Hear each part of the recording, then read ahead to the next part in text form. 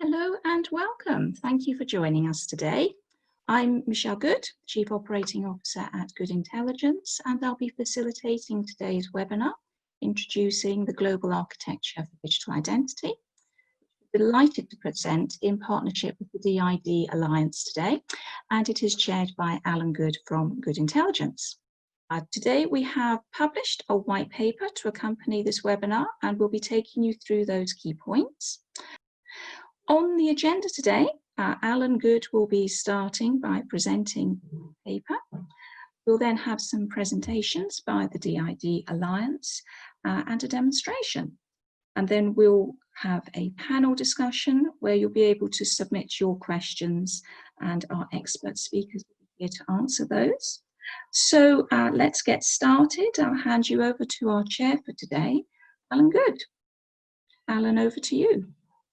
Thank you, Michelle, and welcome everybody. We are thrilled to be involved in this initiative for digital identity, and are delighted to announce the publication of a white paper today, which you can download from our website. If you don't know us, we're a research, consulting and events business that specializes in identity, biometrics and authentication. And the following presentation includes extracts from the white paper. As our next speakers will provide specific information about the DID Alliance and GADI in particular, I'm going to concentrate on some of the key challenges with digital identity. So if we can... So I start off with the summary of the presentation. I'll start off with a quick definition of digital identity. I'm sure you have your own ones, and context is very key here. Then we'll drill down into some of the current challenges with digital identity, which we include trust and accountability, fragmentation and duplication, lack of ownership and control of digital identity, and a lack of binding between physical and digital identity.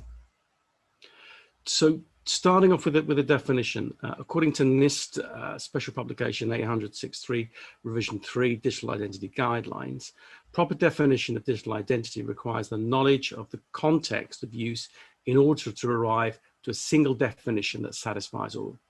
Information that makes up a digital identity can also be grouped into two high-level categories: digital attributes and digital activities. Digital attributes, inherent, includes name, date of birth, social security number, etc., biometric data, bank details. There's a very long list. Digital activities, inherited of behavior, includes social network interaction, financial transaction history, and search queries. Despite significant advances with digital identity, the industry is still struggling with a variety of problems that include trust and accountability, fragmentation, duplication, a lack of ownership and control, and a lack of binding between physical and digital identity. Organizations wanting to solve the identity problem are often left with a bewildering choice of competing identity models that can lock an organization into a solution that may be considered inappropriate in the future. Trust and accountability are the bedrock of society. However, they're both lacking in many facets of the way identity is currently managed online. There is little identity verification when accounts are created for much of the world's major social media and messaging services. In the era of fake news, there is a declining trust in the source and a lack of accountability in who is actually publishing many news stories, especially when they are published on popular social media sites. The accelerating speed of the internet means that a news story will break and widely shared across social media platforms without a clear understanding on the identity of the author and the authenticity of the story. Social media platforms eager to increase active user numbers have little control mechanisms in place to sufficiently verify the account owner's identity, coupled with limited regulation to enforce robust identity verification on account opening. Fragmentation and duplication of digital identity creates confusion for users and complicates implementation choices for identity issuers and service providers. identity consists of thousands of data points that create a unique profile of who you are and what you're allowed or not allowed to do. Our digital identities are fragmented across the internet and owned by a variety of data owners, including governments, financial institutions, large technology companies, credit bureaus, and social network providers. This poses a series of problems, including the cost of accessing those fragmented pots of identity information by entities seeking to verify these data points, and the risk of data breach with so much of our personal data stored online by so many different entities. A study published in July 2020 found that at least 39 different organizations hold personal data of the average UK citizen, and that almost a quarter of UK citizens are unaware of how many organizations hold their personal data. The fundamental question is, why do organizations need to collect identity documentation and information that has already been collected and verified elsewhere?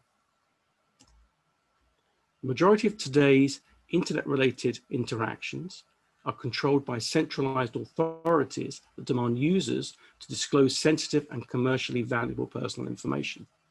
This relationship is often heavily weighed in favor of the identity providers, who are often too willing to capitalize on this information at the expense of their customers' privacy.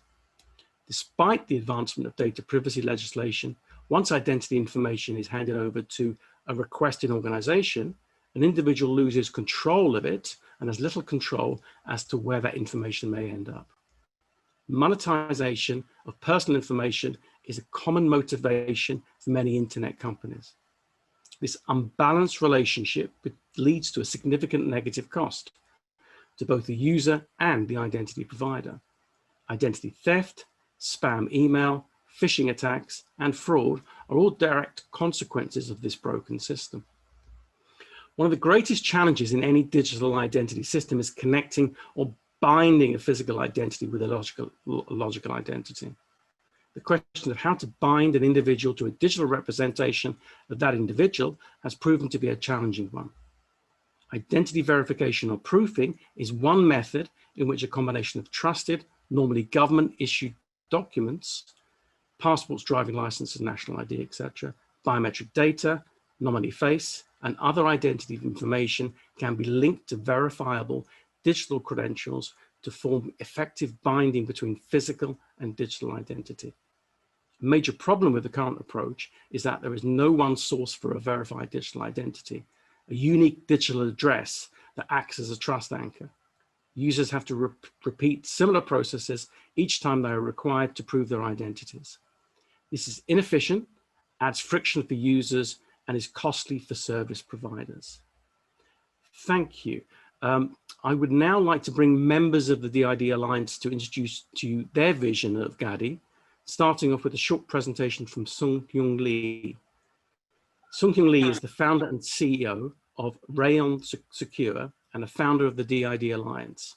He's based in the Republic of Korea, and as a leading advocate in setting up the public key authentication system in the Republic of Korea, based on PKI and digital signature technology, Sung-Hyun Lee is recognized as the first generation leader and pioneer of the IT security field in Korea. Good morning, nice to meet you.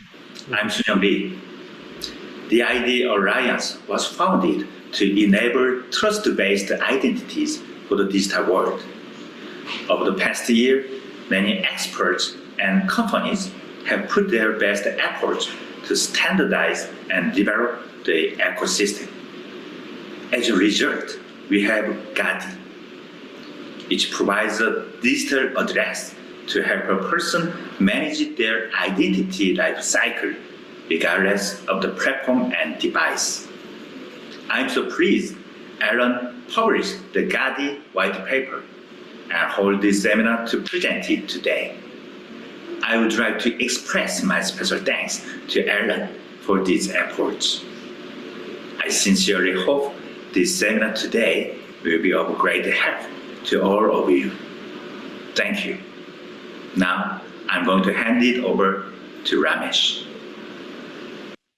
Thank you to Sung-Hyun Lee for your video, and it's been a pleasure to collaborate with you on this work. So I would now like to introduce you to another founder of the DID Alliance, Ramesh Kesanapalli, who will be introducing the DID Alliance and the concepts of GADI.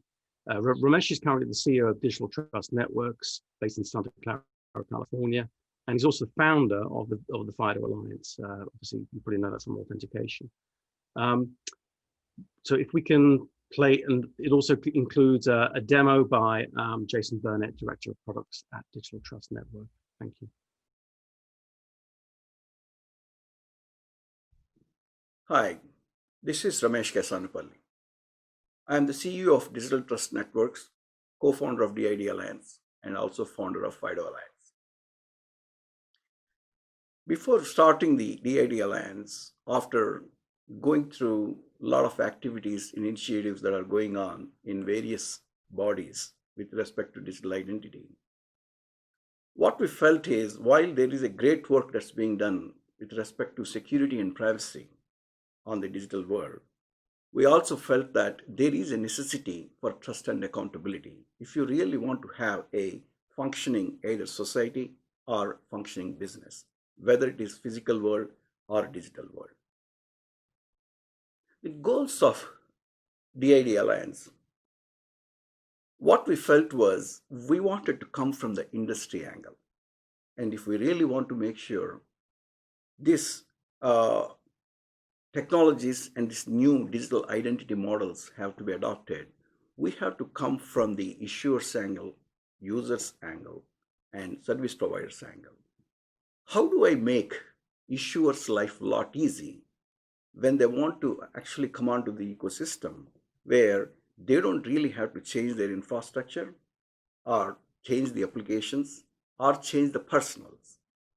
And from user standpoint, how do we make sure that user doesn't have to go through a lot of learning cycles, learning new models, and they can simply take the usual mechanisms of how they are used to on the mobile phones, just using mobile apps, and how they can come onto the ecosystem and start using that.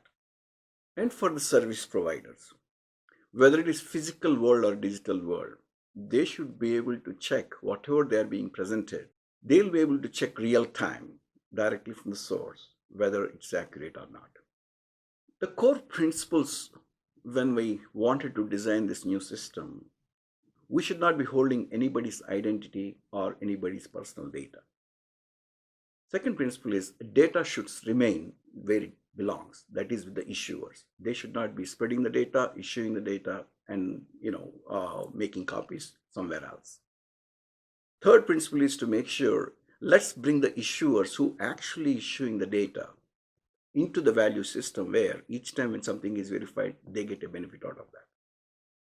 Fourth one, we want to make sure as core principle is everybody is included in this ecosystem, whether you are technologically savvy or not technologically savvy. So as part of the DID Alliance effort, we are trying to bring the GADI architecture. GADI itself is a distributed ledger where you have unique trust anchors that are deposited by different digital address providers for different issuers and users and service providers. These different dApps will be the people who will be issuing, working with GADI, a unique digital address that is tied to the trust anchor that was created with GADI specification. GADI brings different identity networks in the new GADI ecosystem. They're called digital address providers together to form a global digital identity network that can be used for both physical and digital worlds. And the digital address that is created, that is unique, it's almost like a birth certificate for a human being. When we were born, our parents give our first name, last name. Doctor comes out and says he is born at such and such time at this hospital, and he certifies that. Government comes out and issues the birth certificate to that effect. And we take that birth certificate and go from there, enroll into elementary school, high school, university, employment. Anything else that we do after that is dependent on that initial trusted identity that was created by a group of trusted people. Digital address is something similar to that.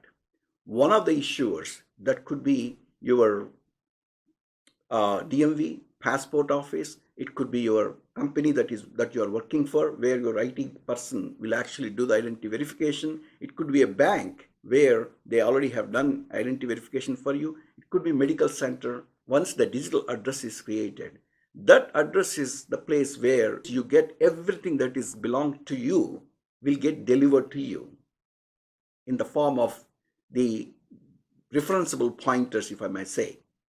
And that is where you, as the user, will be actually interacting with and disclosing what we need to do based on whom you are dealing with or disclosing just right amount of information without actually sending the data.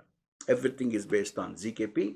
So users, the service providers get an yes or no answer, and you have a solution that actually can scale at a global level. And GADI will provide cross identity system, cross geo, cross border, trustable verification without actually moving the data, without breaching any of the regulations that each country will have.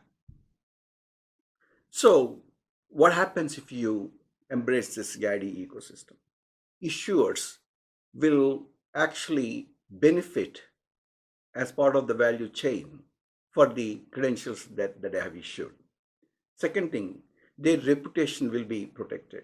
Nobody can claim a driver's license is false. Nobody can claim a university diploma is false, is wrong. If you're a service provider, you can actually get the data directly from the source, right? Currently updated, most latest, and without any intermediary that you need to worry about. And you would also be able to use this system, like I mentioned earlier, in the physical world also. And you will also get the benefits of GDPR and local regulations, because anytime you are collecting the data, you are not actually getting the data, and user consent is always there. And if you are a user, when you move into this ecosystem, everything that belongs to you can be at a given place, which you can control. You know who is actually trying to look for your data. You can verify your data, and you can make sure your data is actually accurate, and you will be able to in a global way, various credentials that are coming to you from various different places geographically can all be delivered to your digital address very, very easily. And not to mention, this could be a powerful augmentation for citizen identities that are there all over the globe. Each country is doing their own thing. You can actually augment that, and after that, this becomes the globalized network. A British citizen identity card can be checked whether it is right or not from United States, from anywhere to anywhere in the world. This is the flexibility that provides. This is the latest or greatest information that you can get linked into, and that comes from the source. This will actually, promote the trust and accountability overall at a global scale. Thank you for listening to me. And we're going to take next 2 minutes to actually show the GADI architecture working end to end with a digital address on how easy it is for everybody.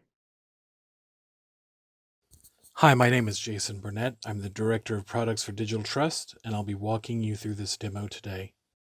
We started with a basic customer database for an issuer like a DMV in order to show how easy it is to add creating a digital address to an existing workflow.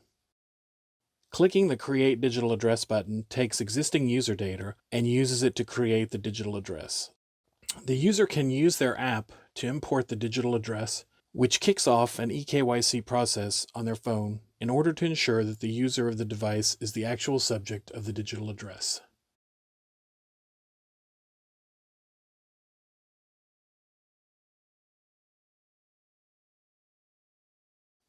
After that verification, access to the digital address is locked using FIDO. After the digital address has been linked to the user's device, credential presentations can be issued to it using the same issuer's database. The user will approve any incoming credential presentation and again lock it using FIDO. If another issuer tries to create a digital address for a user who has one, GADI prevents that type of identity collision. In that case, the issuer would be prompted to instead link the user's digital address to the account. That linking can be accomplished by QR or even by entering the mnemonic form of the user's digital address. Afterward, the newly linked issuer would be able to continue to link a variety of credential presentations to the digital address.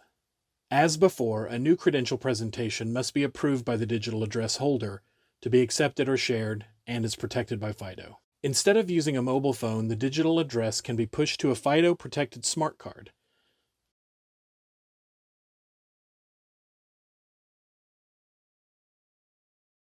Then, a verifier can read the card in order to link the user's digital address to an account. Reading and writing functions of the card are protected by FIDO.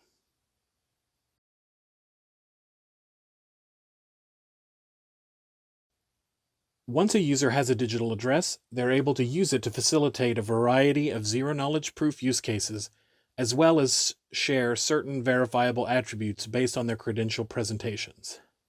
For example, in the case of booking travel, attributes like first name, last name, etc. can be verified before input without relying on user data stored in a service account.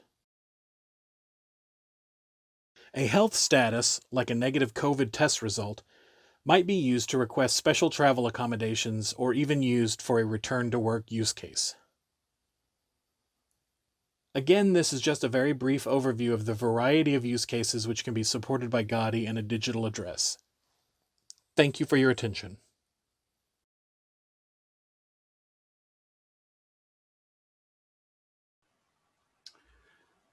Thank you to Ramesh and thank you to Chris for that. I thought the demo was really good. I thought it kind of like highlighted a lot of the concepts that Ramesh was talking about. So I hope that's given you a brief introduction to the kind of some of the concepts of GADI and its architecture and what it can do.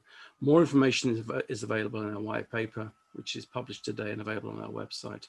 I would now like to introduce our expert panel, who will be discussing their thoughts on digital identity, more specific questions on GADI.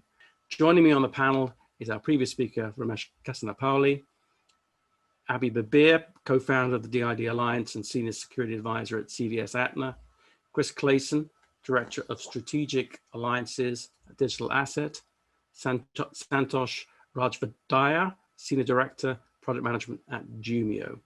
Welcome to everybody. So my first question is how do I make GADI and digital address as part of my IAM strategy? So who would like to answer that one first? Yeah, I can take that. Thanks, Abby. Yeah, that's Abby. So my name is Abby Barbier, and I work for CVS. But for the purpose of this talk, I represent myself. So everything I say and do here is on my personal views. So identity vetting is very important with today. You know, like the way identity vetting is done, it's still done the old-fashioned way. And if you are a consumer and you're dealing with a big company, usually you need to be vetted more than one time based on which application is vetting you. So it's really cumbersome. What's within a big enterprise, you know, it's really important to have one common entry point where you could vet your identity once and have a relationship with the multiple services that offered by that organizations. The technology within the GADI Alliance and the GADI can be used to really allow you to have that capability. You can vet the consumer. Let's do the vetting once. Let's make sure the consumer has, like on their wallet, the proper digital address and this vetting capability that you know that you have done. And the consumer can assert their identity every time they come back to the organization.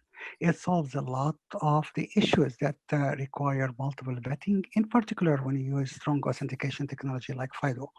FIDO does authentication really well. It eliminates a lot of the problems with the password, but requires strong identity vetting.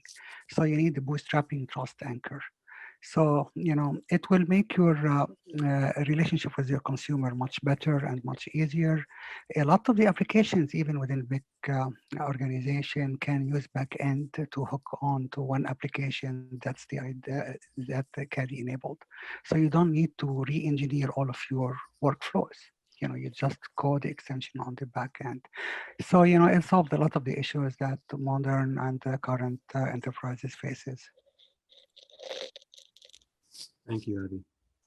Anyone else? To add to what Abby mentioned, the existing identity access management systems, whether it is within an enterprise environment or a healthcare environment or a financial environment, the existing user account systems, identity access management systems, they have, simply by assuming they already have done the identity proofing and they're ready to issue a digital address based on the trust, they can actually simply, include the to create a digital address and publish to digital address buttons, and simply without changing any of their existing application infrastructure, they'll be able to seamlessly move into this new ecosystem without disturbing the old ones. Thanks. So the digital address, Ramesh, it's crucial to GADI and into this phrase. That's correct. So, yeah. So there can are you two provide a things little bit more detail? Yeah, there are two separate things there. One is a trust anchor, other one is digital address. A digital address can be a user-friendly thing, something like ramesh.casanupalli.santaclara. But the trust anchor is something that is initiated at the issuer based on the attributes that the user, they already know. And they simply create the trust anchor and ask the digital address provider to check if they can actually issue the digital address. Digital address provider will then check with GADI and see if this was created before or not. And if it is not created, then they will create the trust anchor. And each digital address provider will have a user-friendly, human typable mapping for a digital address. And that's what user can, that's what you saw the demo where he can type in something user-friendly that is unique to him, and he can go from there. So there is a trust anchor and there is a digital address. Trust anchor is all that is held along with the home DAP in the GADI. GADI does not hold anybody's personal information. It's just a hash of the trust anchor that was created. And that also needs to be created for when issuers come. They also have to get their trust anchor. That way, there is trust around the issuers.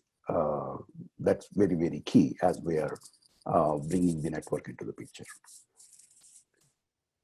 Thanks for this. Now, as an analyst, there's a lot of initiatives in digital identity at the moment. So what makes this different from other decentralized systems? So, Abby, Chris, one of you want to take, or you guys want me to take? You can start on this one. I'll jump in afterwards. Yeah. So we have actually taken a lot of the work that's done from the other digital identity efforts in the market. And we are very complimentary to them. And we actually embraced wherever possible W3Cs, verifiable claims formats, DID methods. We also, actually the demo that you just saw is built on Hyperledger in the Aries using DIDCOM, and it's a piece of technology from Digital Asset 2 called AML. So we have taken what's there, all the great work that's done by people like Sauer India Foundation, W3C, etc. But like I mentioned in the speech, we came from the angle of how do I make life easy for issuers? How do I bring him into the value chain ecosystem?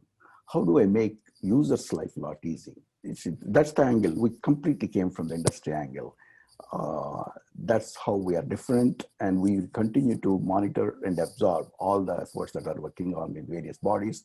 we will not be going against the wind. We will try to make sure the effort that's being done, how to push it to the market quickly. That's why we are different. And the trust anchor and having this global trust is extremely, extremely critical, because there is no one entity, one country, one company that's going to dominate the entire 7 billion people's identity. There is no way it's going to happen.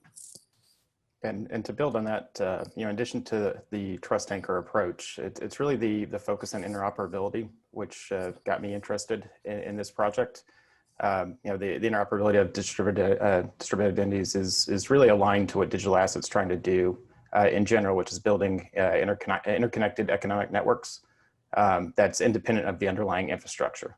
And in order for distributed ledger really to be successful and fully unlock its potential, we also need distributed identity, because most enterprise distributed ledgers today are still using centralized identity management systems. Let me repeat this. The existing great work that's being done where people have different wallets, they can simply add this additional layer to create digital address. That makes life a lot easy, and it also makes life a lot easy for people who do not have a smartphone. Yeah. It also bootstraps your identity with a trust anchor. And, Yes. there is no, there is good effort in self-claimed identity but which is good and is part of where the industry is going. However, for some real life type situations, in particular with what COVID has showed us, all of a sudden you have to go online and you have to go trusted identity online so you can get and qualify to benefits. And you need that bootstrapping, you need that trust anchor. And if someone like a big enterprise, that they go and they vet you, they don't want to keep vetting you over and over again. In particular, in the era where we need to get rid of the password. So getting rid of the password required changing the identity vetting ecosystem to a relation type based. Who can vouch on your behalf? Who know you? And if you want a trusted relationship for a given assurance, you should be able to do that. And you as a consumer, you don't want to go through the vetting every time, because what you're doing is you're losing your data to multiple providers. You go back to the same problem that we have before. We cannot keep, even with different digital identity systems, the silo mentality is still there, because you are being always hijacked into one particular ecosystem, even if it is on a ledger, and you don't want to do that. So a lot of the benefits that come from GADI is through the cross-ledger benefits. So you're not tied to a one ledger. You can take your identity, and the digital address is accessible to you from any ledger that you use. There is no binding on, or you have to conform to the status quo. So identity layer should be open, interoperable, and there is no need to create a new standards. You have to reuse what's given in there and build on top of it, as long as we ensure that interoperability is present. Yep, thank you, Abby. And Alan, Ramesh and Abby kind of focused on, some of the kind of trust anchors. And I want to double click on that part, how a solid trust source is developed. And the strength of the system is as good as the trust source it is established with. When you are kind of vetting the identities, what kind of identity verification you are performing on those identities, whether it is just KBA based or self-asserted IDs. KBA based, all of the information is publicly available. Anybody could Google and provide answers to those questions. So it really kind of comes up to how strong the ID verification is, and whether what kind of documents you're using to do the ID verification, what kind of fraud checks you're performing to make sure the authenticity of the document, and so on. And once you have put together the standards and certification around those ID verification, which GADI intends to do, that is when you could really create a level of trust among different platforms, so that they could interoperate with a certain trust level that is prevalent based on the strength of that ID verification that is performed initially. Good point. I'm getting a lot of questions in from the floor, so I'm going to take one from there for now. So Vipin says, or asks, GADI seems to be issuer focused, SSI is holder focused. How can we reconcile the two? It's a good question. So Abby, you want to take it or you want me to take it? I can take it. I think there is really no, there is no issue here between the SSI model and the GADI model. The underlying technology, it's built on the DID work from W3C and the verifiable credential. So what GADI is doing is giving the user the ability to utilize the relationship with a trusted provider, and that trusted provider will bootstrap their wallet with a trusted identity that can be consumed in trusted transactions. This does not mean that you cannot have your own identity in your wallet. You can have every identity or verifiable credential that you want from any provider. So, it's just a subset of what you hold on those cards. Like when you have your wallet, you have a driving license. This is what your anchor of trust when you go to buy beer, for example. They're not going to trust your student ID, for example. So we'll give you that opportunity to have a trust anchor where you are bootstrapped, okay? So it enables you to be part of trusted digital transactions. And I see like some of the questions also, the issuer is, not everyone is an issuer in the GADI system.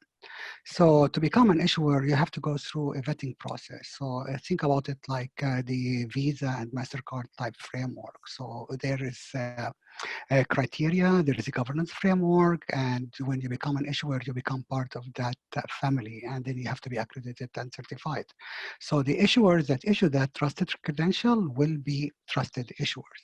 And so I hope this will answer part of the questions that I see on the Q&A. Thanks, Abby. Ramesh, do you want to add to that, or should we go on to the next one?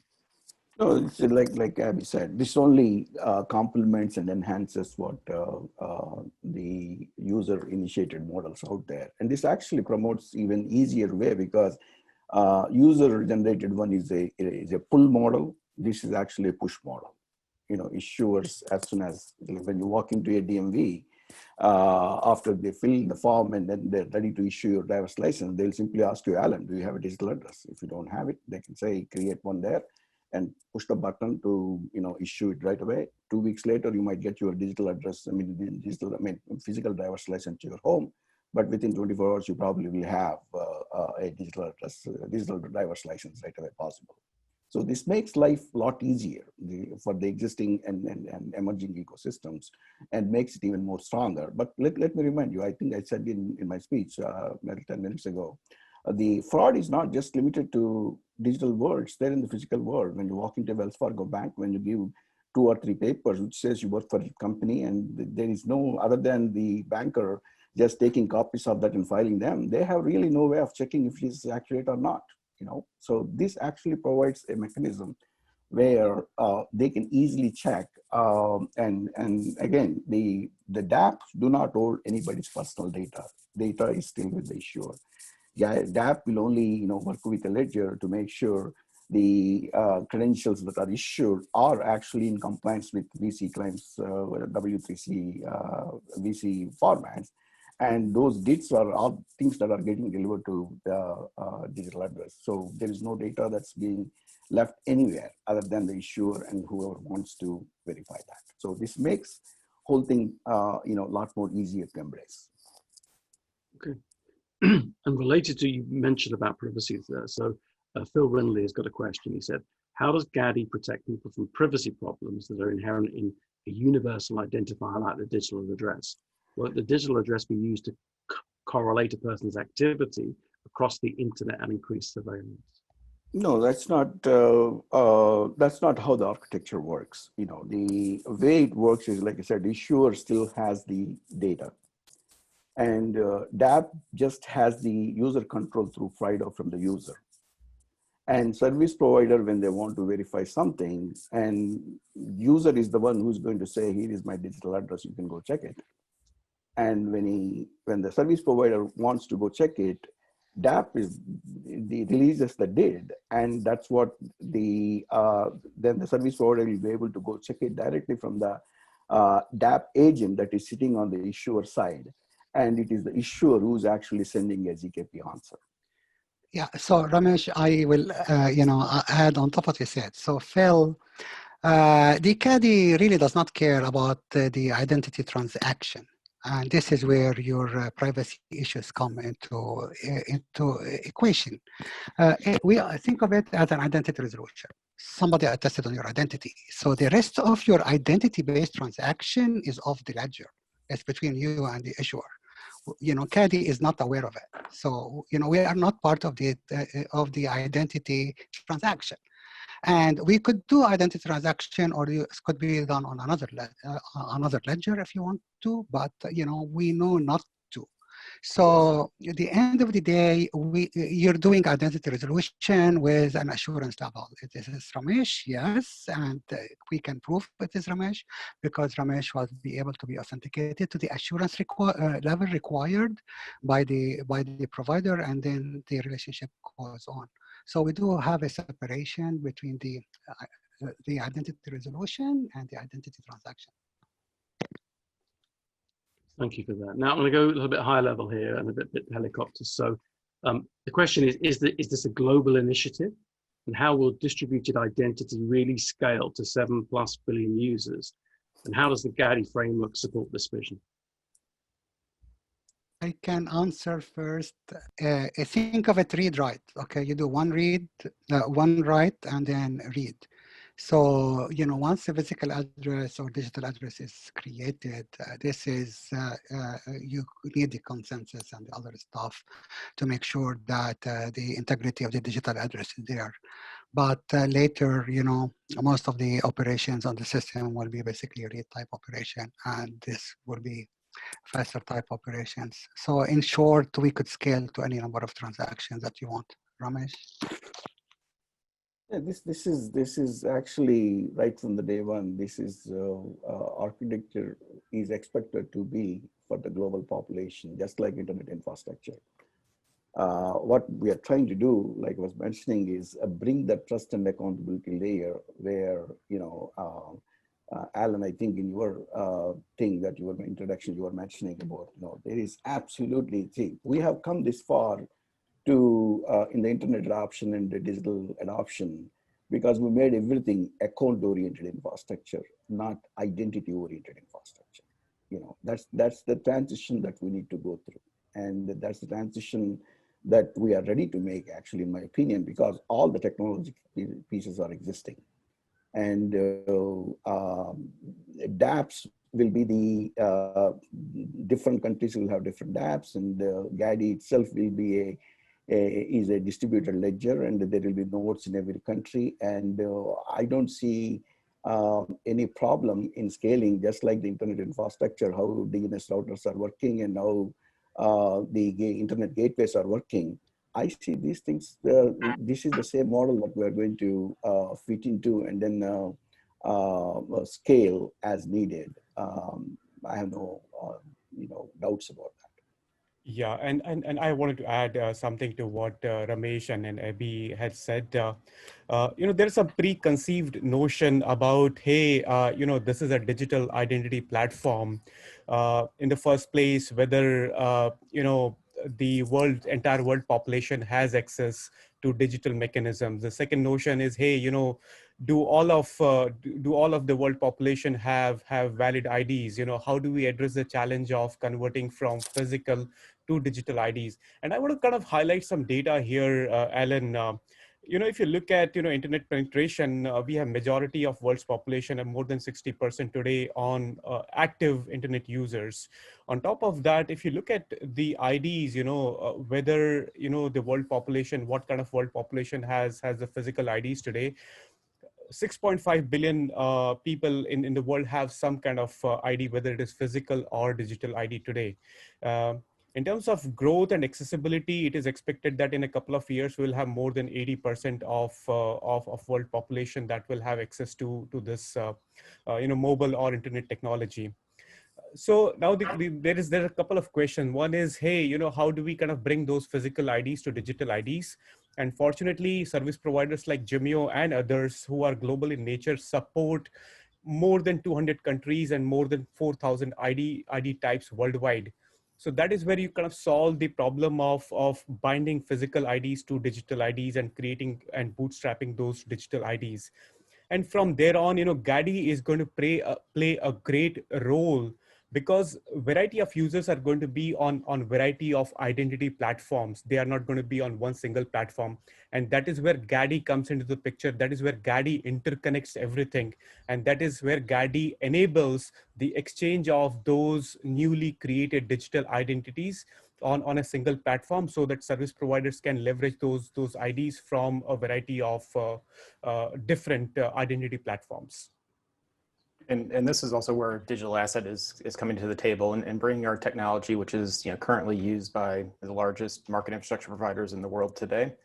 DAML itself scales within the single context of a ledger, but more importantly, the Canton protocol. That not only enables interoperability, but it allows us to partition data similar to the way that databases do sharding to improve performance. So from a technology standpoint, it can definitely address the scale, just like we're solving it in the financial world and other DLT use cases today. Okay, thank you. We're kind of running out of time now. We're 5 minutes from the close of this.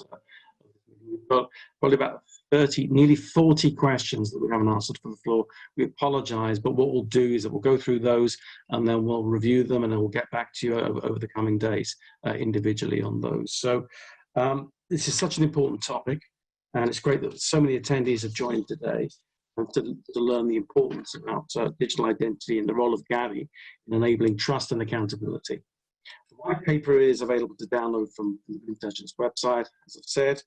And I'd like to invite Ramesh to say a few words on how to get involved in GADI. So if I'm out there, if I'm an issuer, if I'm a technology company, and I want to find out more, how do I do that, Ramesh?